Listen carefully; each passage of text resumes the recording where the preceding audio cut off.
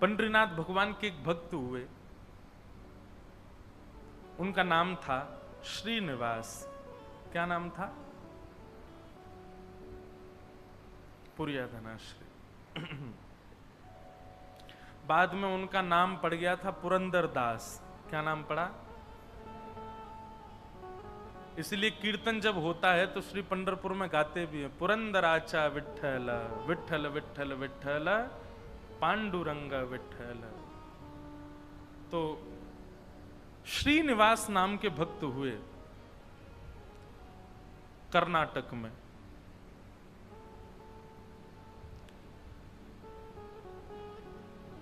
उनकी पत्नी का नाम लक्ष्मी था, लक्ष्मीबाई, और मूल रूप से भी वो लक्ष्मीपति ही थे। इतना धन था उनके पास में, इतने धनवान अरब खरबपति थे। लेकिन एक बात आपको कहें, बुरा नहीं मानिएगा, अगर कोई यहां बहुत बड़ा लक्ष्मीपति बैठा हो,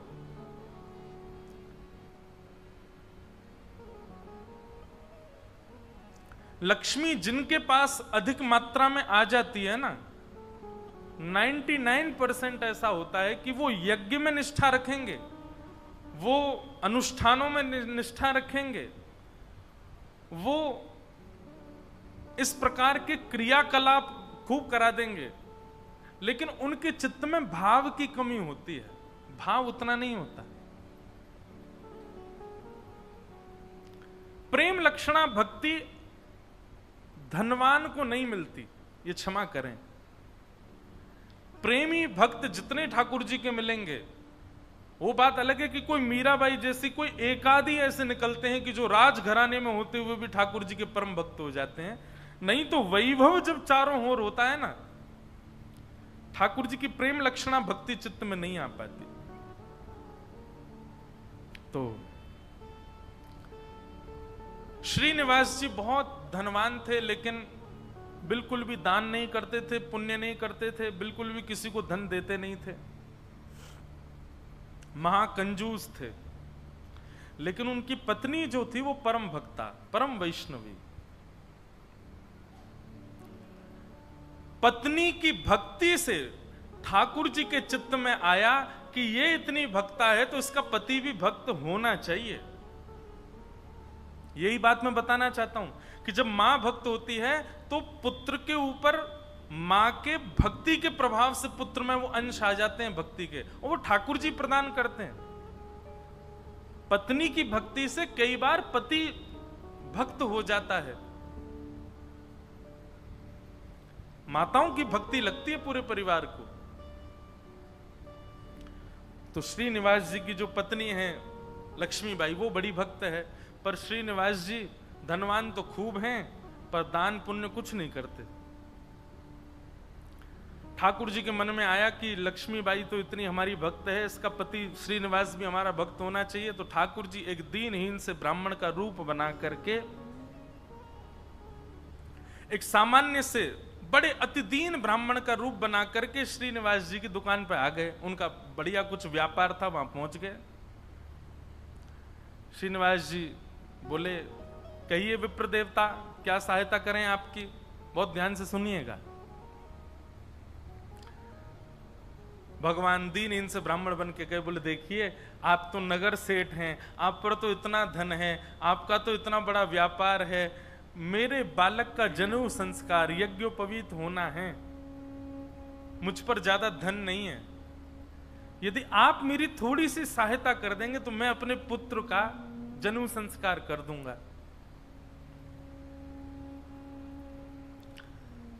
श्रीनिवास जी ने मन में विचार किया, बोले कि आज इसकी सहायता कर दी तो कल कहेगा बेटे का ब्याह है, उसके लिए कर दो, फिर उसमें कर दूंगा, कहेगा बेटे के बेटा हुआ, उसमें सहायता कर दो। ये लगा ही रहेगा, एक बार सहायता कर दूंगा तो हमेशा के लिए इसके द्वार खुल जाएंगे, आता ही रहेगा कुछ ना कुछ मांगने।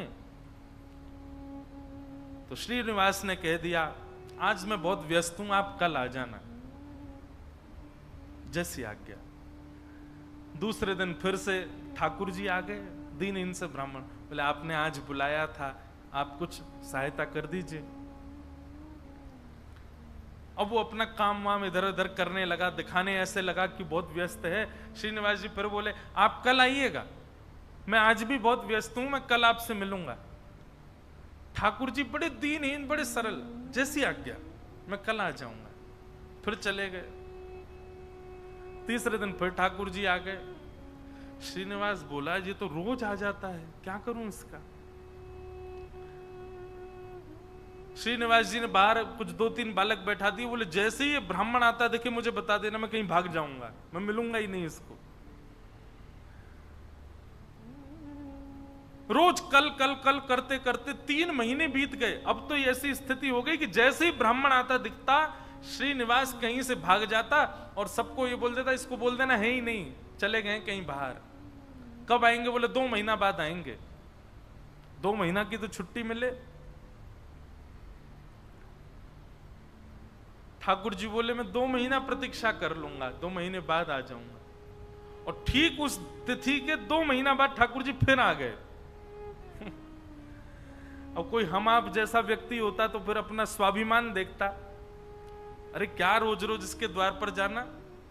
लेकिन वो तो ठाकुर जी है ना, ठाकुर जी को स्वाभिमान थोड़ी रहता है। ठाकुर जी को तो ये इस पर कृपा करनी है मुझे, वो तो ढीठ बन जाते हैं। और ढीठ भी नहीं, हमारे ब्रज में तो ऐसा विनोद में कहते हैं ठाकुर जी महाढीठ बन जाते हैं। एक बार एक भक्त की कथा आती है कि उससे सब लोग कहते थे गंगा जी स्नान करने जाओ। वो गंगा जी इसलिए नहाने नहीं जाता था कि वहां पंडे पुजारी पकड़ लेंगे, कहेंगे दक्षिणा दो। वो दक्षिणा नहीं देनी पड़े इसलिए गंगा जी नहीं नहाता था। पत्नी ने एक दिन कहा मैं भोजन नहीं बनाऊंगी और मैं मायके चली जाऊंगी अगर आप गंगा स्नान करके नहीं आए तो गंगा स्नान करने गया तो साधारण घाटों पे नहीं गया, उस घाट पे गया जहां पर शव जलाए जाते हैं। वहां पे पंडे पुजारी होते ही नहीं है। बोलो वहां नहाऊंगा तो कोई नहीं आएगा। कंजूसों की भी। अच्छा एक और चीज, हमने कई भक्तों के चरित्र देखे, कंजूसों से भी ठाकुर जी की बड़ी मैत्री है। दान पुण्य करने वाले तो ठाकुर जी के हैं ही, लेकिन जो कंजूस होते हैं ना ठाकुर जी उनका भी पीछे छोड़ते नहीं है। कैसे ना कैसे भी करके उनका पैसा निकलवाते ही हैं।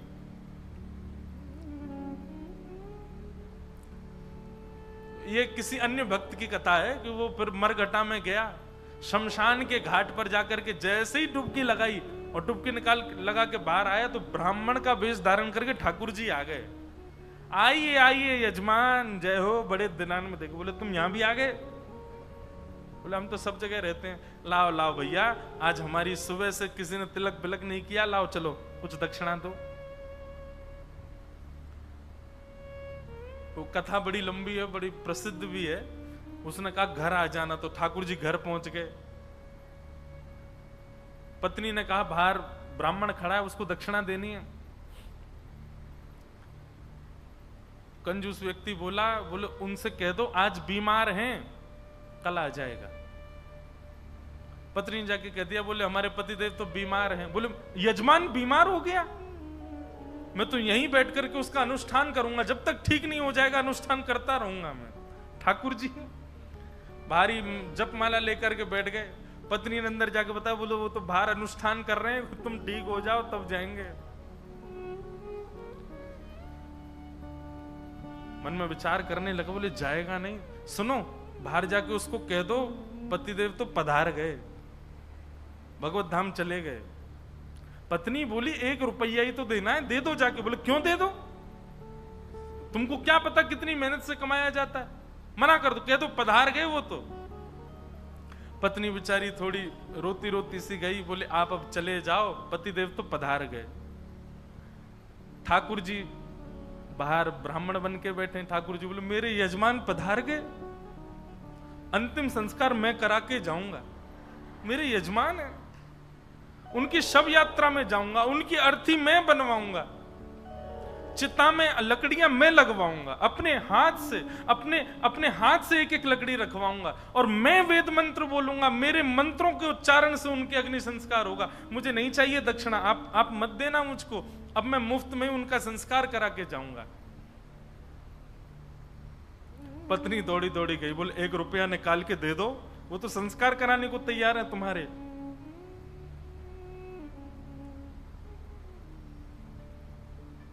कंजूस बोला सुनो एक काम करो, अर्थी लगाओ तुम, और अर्थी बंधवा करके लेट गया। बोले चुपचाप बस ले चलो, थोड़ी दूर तक चलेगा फिर वो चला ही जाएगा, जब दिख जाएगा ना कि हाँ ये वास्तव में मर गया है तो कुछ नहीं मांगेगा। महाराज अर्थी पर चढ़ गया, राम नाम सत्य बुलवाता हुआ जा रहा है शमशान, लेकिन 1 रुपया नहीं दे रहा है। ठाकुर जी भी चल रहे, बोले तू ढीठ है मैं महा ढीठ हूं, मैं भी लेके ही जाऊंगा। शमशान पहुंच गए, वहां पर चिता बन गई, चिता में शव को रख दिया। उसका छोटा बच्चा वो अपने पिता के पास जाके, पिताजी दे दीजिए ना, वो यहीं खड़ा है वेद मंत्र बोल रहा है, आपके सारे तो पिंडदान करवा दिए उसने, अब दे दीजिए उसको। बोले तू कुछ मत कर, तू परिक्रमा लगा के चिता में अग्नि लगा, जैसे ही थोड़ी अग्नि प्रज्वलित होगी चला जाएगा, मैं उठ के बाहर आ जाऊंगा। बालक ने जैसे ही चिता में अग्नि लगाई, चिता जलने लगी। ठाकुर जी के मन में विचार आया, बोले भैया भगत मैं हारा तू जीता, तू निकल के बाहर आ। तुरंत उसका हाथ पकड़ करके खींचा और ठाकुर जी अपने रूप में प्रकट हो गए। वाह भाई तेरी कंजूसाई पर हम तेरे पर न्यौछावर हो गए, वाह ऐसी कंजूसाई, ऐसे अद्भुत अद्भुत भक्त हुए ठाकुर जी के। तो ऐसे ही थे ये श्रीनिवास। 6 महीना तक ब्राह्मण को लटकाए रखा, लेकिन उसको पैसा नहीं दिया। लेकिन रोज आकर के बैठ जाएं ठाकुर जी, तो बोले मेरे बेटे का यज्ञोपवीत होना है, कुछ दे दीजिए। श्रीनिवास ने कहा इससे बचने का कोई और उपाय ढूंढना पड़ेगा। और उसने क्या किया, खोटे सिक्के जो कहीं नहीं चलते, खोटे सिक्के, पुराने सिक्के जो जिनका कहीं अस्तित्व नहीं है, जिनको कोई लेता तक नहीं है, उनकी 2 थैलियां बना करके, 2 पोटलियां बना करके रखी। और आज जैसे ही भगवान आए तो दोनों पोटलियां उनके हाथ में थमा दी। बोले ये लो पैसा, तुमने मांगा मैंने दिया, अब कल से मत आना यहां पर। ठाकुर जी तो सब जानते हैं, अंतर्यामी। भगवान ने जैसे ही देखा, कहा बोले ये तो खोटे सिक्के हैं, ये तो कहीं चलेंगे ही नहीं, इनका तो कोई प्रयोग ही नहीं होगा। बोले देखो बात हुई थी धन देने की, धन मैंने दे दिया, अब खोटा दूं अच्छा दूं ये मेरे ऊपर है। तुम मंगता हो, मैं दानी हूं, मैं चाहे जो दूं, तुम मना नहीं कर सकते, लेके जाओ इनको। ठाकुर जी बोले कृपा तो इस पर मुझे करनी है, चाहे जो हो जाए। ठाकुर जी चुपचाप श्रीनिवास के घर पहुंच गए और घर जाकर के, उनको पता था कि पत्नी परम भक्ता है, उसके आगे जाकर के ठाकुर जी तो रोने लगे और रोते रोते बोले 6 महीना से श्रीनिवास जी मुझको रोज बोल देते हैं कल आओ कल आओ कल आओ, और 6 महीना बाद आज मुझको ये फूटी हुई कौड़ियां दे दी हैं, खोटे सिक्के दे दिए, कहीं नहीं चलेंगे, मैं अपने पुत्र का कैसे करूं यज्ञोपवीत संस्कार। वो तो परम भक्ता थी, उसका हृदय तो इतना द्रवित हो गया, इतनी व्याकुल हो गई, क्या करूं, मेरे द्वार पर ब्राह्मण देवता मांगने के लिए आए हैं और 6 महीना से परेशान ब्राह्मण देवता हैं। तुरंत दौड़ करके भीतर गई और अपनी अलमारी के अंदर से उनके पिता ने एक सुंदर नासिका में पहनने वाला एक क्या बोलते हैं उसको, नथनी, वो नथनी उनको दी थी, जिसकी कीमत हजारों लाखों में थी उस समय पर। मतलब कि अगर उसको बेच दिया जाए तो खूब सारा धन लिया जा सकता था, इतनी महंगी। अंदर तिजोरी के अंदर वो छुपा करके रखी थी श्रीनिवास ने ही। तुरंत वो तिजोरी से निकाल करके और अपनी जो नथनी थी ब्राह्मण देवता को प्रदान कर दी। बोले आप इसको ले जाइए और आप अपने पुत्र का बड़े प्रेम से आनंद से यज्ञोपवीत संस्कार करो। ठाकुर जी तो बड़े प्रसन्न हो गए। ठाकुर जी उस नथनी को लेकर के सीधे श्रीनिवास की दुकान पे ही गए और दुकान पे जाके बोले देखो आपने तो खोटे सिक्के दिए, उनसे तो कोई काम बन नहीं रहा, अब मुझे एक दानी ने एक स्वर्ण की सामग्री दी है, आप उसको गिरवी रख करके मुझे 100 सोने की मोहर दे दो। श्रीनिवास बोला दिखाओ क्या दिया है। तो जैसे ही वो नथनी दी, वो नथनी तो देखते ही वो समझ गया ये तो मेरी पत्नी की है, उसने घुमा घुमा करके देखा और उसने मन में आया, बोले पत्नी है भी ऐसी, बड़ी सीधी है, भोली है, भक्त है, ये जरूर घर जा करके रोया होगा और उसने इसको निकाल, लेकिन उसने मुझसे पूछे बिना दे दी। श्रीनिवास ने कहा ठीक है मैं देता हूं, रुको। भीतर गए और अपनी दुकान की तिजोरी में ले जा करके वो नथनी श्रीनिवास ने रख दी और बाहर आकर के कहा अभी मुझ पर मोहर नहीं है, आप कल आइए, कल 100 सोने की मोहर लेकर के जाइएगा मुझसे। भगवान बोले कल दे देंगे ना आप? बोले पक्का दूंगा, मैंने आपकी रख ली ना, नथनी अपने पास रख ली, सोने की मोहर कल दूंगा, अभी जाओ। ठाकुर जी तो वहां से चले गए। श्रीनिवास क्रोध में तिलमिलाता हुआ, आंखें लाल पड़ी, चेहरे का ताम्रवर्ण हो गया, घर पहुंचा अपने। घर में जाते ही चिल्लाने लगा, कहां हो, बाहर आओ निकल करके।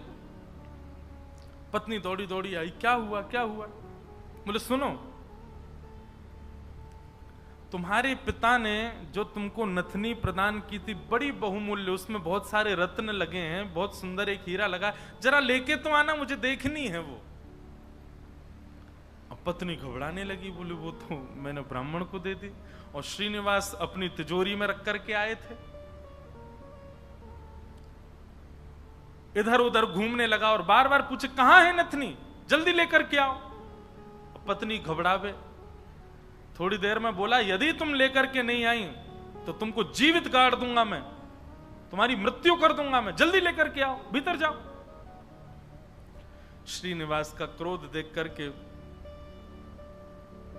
जो लक्ष्मीबाई उनकी पत्नी थी वो कक्ष के भीतर गई, अंदर से किवाड़ लगा करके खूब रुदन करने लगी, स्मरण करने लगी, हे जगतनाथ, हे प्राणनाथ, मैंने अपराध किया है कि मैंने अपने पति से बिना पूछे घर की सामग्री किसी को दे दी, पर वो किसी दरिद्र व्यक्ति को तो नहीं दी, किसी गलत स्थान पर तो नहीं दी। एक ब्राह्मण बेचारा केवल अपने परिवार का पालन करने के लिए कुछ मांग रहा है, 6 महीने से परेशान था, उसको यदि मैंने दी, इसमें भी आपकी सेवा का भाव रखा मैंने, क्योंकि मैंने सुना है कि ब्राह्मण आपके मुख हैं, कोई ब्राह्मणों की सेवा करता है तो वो आपके मुख की सेवा के समान होता है।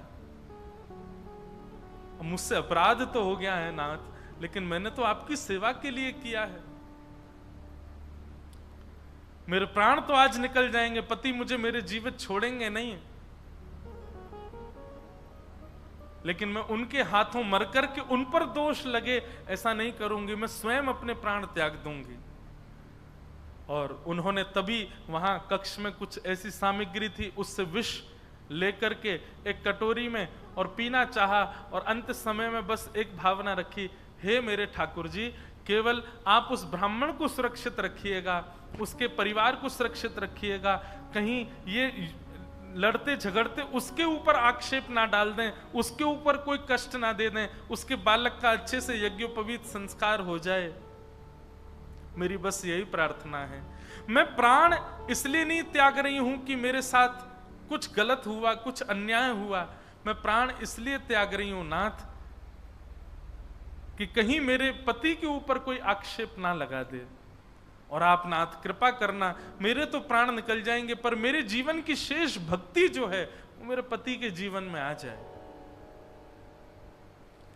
ऐसा कहते ही जैसे ही विष मुख के पास लेकर के पान करने लगी लक्ष्मीबाई, तभी एक खनक जैसी हुई, एक आवाज जैसी आई, नेत्र खोल करके देखा तो जो नथनी थी उनकी वही ऊपर से गिरी है उस विष की भरी हुई कटोरी में। नेत्र खोल करके देखा तो ये तो वही नथनी है, ये तो मेरी ही नथनी है, ये यहां कैसे आ गई? ठाकुर जी को बार बार धन्यवाद कहने लगे, निश्चित ही श्री ठाकुर जी ने कृपा करके ये मुझे प्रदान कर दी। तुरंत उस पात्र को दूर रख करके नथनी हाथ में लेकर के, भगवान पर विश्वास तो उनका था ही, प्रसन्न मुद्रा में द्वार खोल करके बाहर आई और बाहर आकर के श्रीनिवास जी को दिखा दी, लीजिए ये लो नथनी। अब यहां श्रीनिवास का दिमाग घूम गया, बोले नथनी तो मैं अपनी तिजोरी में रख करके आया हूं, ये अंदर से कैसे निकाल के लिए आई?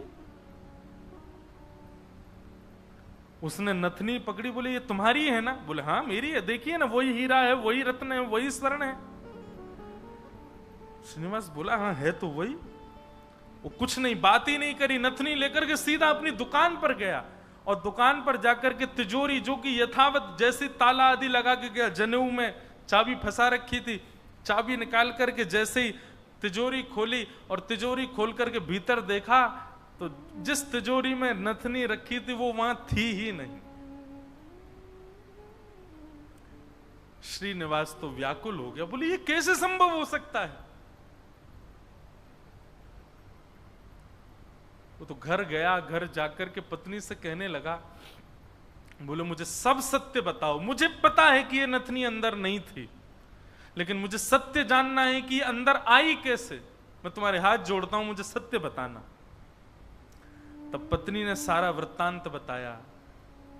बोले एक ब्राह्मण 6 महीने से आपकी दुकान के चक्कर लगा रहे थे, आपने उनको कुछ नहीं दिया, वही मेरे पास आए तो मुझे कुछ नहीं मिला तो मैंने वो नथ उनको प्रदान कर दी, बस मैंने उनको प्रदान की थी। अब आपको कैसे इसका पता चला ये नहीं। तो फिर आगे श्रीनिवास ने बताया, बोलो ब्राह्मण मेरे पास आए और मेरे पास आके नथनी को उन्होंने गिरवी रखा, 100 सोने की मोहर मांगी थी, मैंने कल आने के लिए उनको कहा, मैंने तिजोरी में रखी, लेकिन तुम्हारे पास कैसे आई अंदर? पत्नी ने बताया, बोले जब आप बहुत क्रोध करने लगे तो भीतर जाकर के मैं विष पान करने की योजना बना रही थी, और जैसे ही मैंने विष अपने मुख से लगाया तभी खनक करके आवाज आई और जिस पात्र में विष था उसमें नथनी अपने आप आकर के गिर पड़ी। ये बात सुनते ही श्रीनिवास रुदन करने लगे, रोने लगे, और रुदन करते करते उनको वो बार बार ब्राह्मण की छवि दिखाई देने लगी और बार बार उसकी छवि में ठाकुर जी का रूप दिखने लगा। वो स्मृति आने लगी कि जब मैं कह देता था कल आ जाना तो बेचारे ऐसे हाथ जोड़ करके, ठीक है बाबूजी मैं कल आ जाऊंगा, पर कल आप दे देंगे ना मेरे पुत्र का यज्ञोपवीत होना है। ये सारी स्मृति श्रीनिवास के चित्त में उठने लगी और ये विश्वास प्रगाढ़ हो गया कि ये सामान्य ब्राह्मण नहीं थे, साक्षात ठाकुर जी थे, और ये ठाकुर जी अनुग्रह करके मुझसे दान कराने के लिए आ रहे थे। अरे दान क्या कराने आ रहे थे, मेरे आगे हाथ जोड़ करके मांगने के लिए आ रहे थे। मैं जप नहीं करता, तप नहीं करता, संध्या नहीं करता, साधना नहीं करता, वो मेरे द्वार पर ठाकुर जी आकर के ऐसे खड़े हो जाते थे भिक्षुक के भांति कि कुछ दे दो। मैंने ठाकुर जी को भिक्षुक बनाया, मैंने ठाकुर जी को प्रतीक्षा करवाई, मैंने ठाकुर जी को टालता रहा। अपनी पत्नी के चरण पकड़ लिए, बोले तुम्हारी भक्ति किस योग्यता है? मैं तो घोर नास्तिक हूं, मैंने तो अपने जीवन में कुछ भी अच्छा नहीं किया। ये तुम्हारी भक्ति का प्रभाव कि ठाकुर जी मुझ पर अनुग्रह करने के लिए आ रहे हैं। मैंने ठाकुर जी को टहलाया, मैंने ठाकुर जी से प्रतीक्षा करवाई, मैंने ठाकुर जी को इतना कष्ट दिया इस संपत्ति के लिए, इस धन के लिए। तुरंत हाथ में जल लेकर के, अक्षत लेकर के, दक्षिणा रख करके अपनी पत्नी से कहा तुम भी हाथ रखो, और दोनों ने हाथ में हाथ रख करके अपनी संपूर्ण संपत्ति, जितनी संपत्ति है, दुकान, मकान, बगान, जो कुछ भी था उनके पास में, सबको संकल्पित करके कृष्णार्पणमस्तु, हम सब ठाकुर जी को अर्पित करते हैं। इस संपत्ति के चक्कर में मैंने ठाकुर जी से प्रतीक्षा करवाई, इस संपत्ति के आगे मैंने ठाकुर जी को इतना कष्ट दिया। और उसी दिन से ही श्रीनिवास की स्थिति ऐसी हो गई कि अपना जितना धन था धीरे धीरे धीरे धीरे करके ब्राह्मणों में, संतों में, वैष्णवों में, अयोग्यों में, गरीब कन्याओं के विवाह में, गरीब बालकों की पढ़ाई में करते करते करते करते एक तो होता है कि इतना खर्च करें कि हमारा घर भी चले, पर नहीं, श्रीनिवास की तो ऐसी स्थिति हो गई कि अब वो कुछ रखते ही नहीं है अपने पास। अपनी दुकान भी बेच दी, अपनी सारी संपत्ति बेच दी, एक दिन अपना घर भी बेच दिया। परिवार के लोग धीरे धीरे कोसते कोसते दूर होने लगे। अरे क्या बुद्धि हो गई तुम्हारी, सब बेच दिया। सबको ठाकुर जी की सेवा और ठाकुर जी के जनों की सेवा में लगा दिया। एक फूटी कौड़ी भी अपने पास नहीं रखी। बोले कि नहीं, इसकी वजह से मैंने ठाकुर जी को श्रमित कराया, मैं इसको कैसे रख सकता हूं। और सब छोड़ करके, सब त्याग करके पत्नी ने कहा अब हमारे पास कुछ भी नहीं है, रहने के लिए घर भी नहीं है, भोजन करने के लिए अन्न भी नहीं है, पहनने के लिए वस्त्र भी नहीं है, अब हम क्या करें। बोले अब पकड़ो मेरा हाथ, अब हमने सब छोड़ दिया, क्योंकि अब तक सबको अपना माना था, पर अब हमारे नाथ, हमारे स्वामी श्री पंडरीनाथ हैं, श्री विठ्ठल भगवान हैं, चलो उन्हीं की शरण में, चलो उन्हीं के नगर में, वही खिलाएंगे, वही रिलाएंगे, वही सब करेंगे हमारी व्यवस्था। और श्रीनिवास अपनी पत्नी के साथ पंढरपुर आ गए हमेशा के लिए।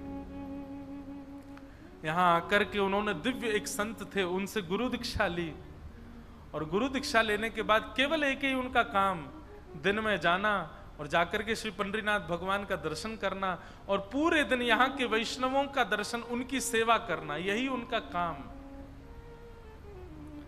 दीक्षा के बाद गुरुदेव ने उनको दूसरा नाम प्रदान कर दिया। दीक्षा में एक नाम दिया जाता है, और अब तक उनका नाम श्रीनिवास था, अब उनका नाम पुरंदर दास हो गया।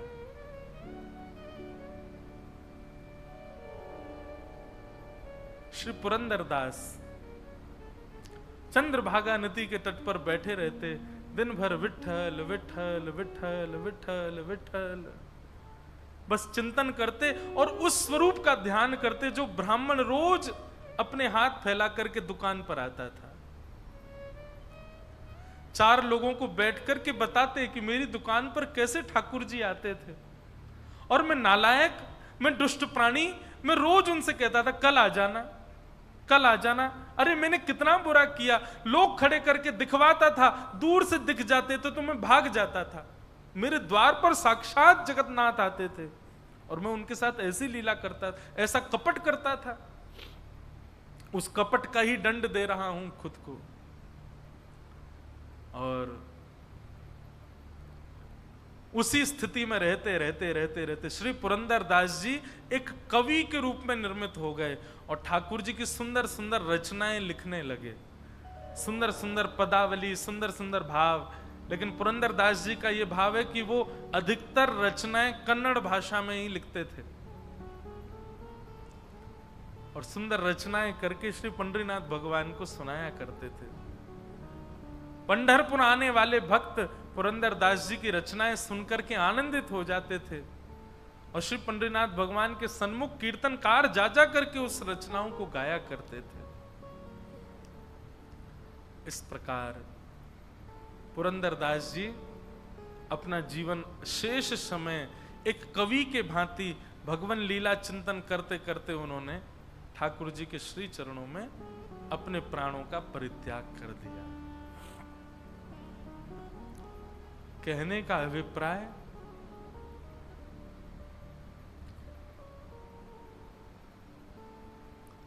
ये देखा जाता है अधिकतर कि घर में यदि माताएं बहनें भक्त स्वरूपा हैं, उनके चित्त में यदि भक्ति है, तो उनकी भक्ति का प्रभाव पति पर, पुत्र पर, पिता पर और घर के जो सदस्य हैं उन पर पड़ता है, और उन्हीं के भक्ति के प्रभाव से सब सुखी होते हैं।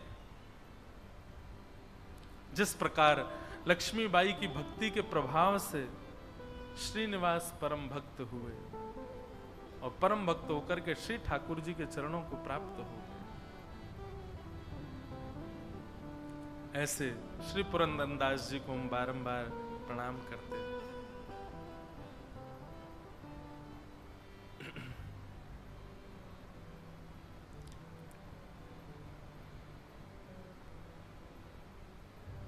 अच्छा हूं या बुरा हूं,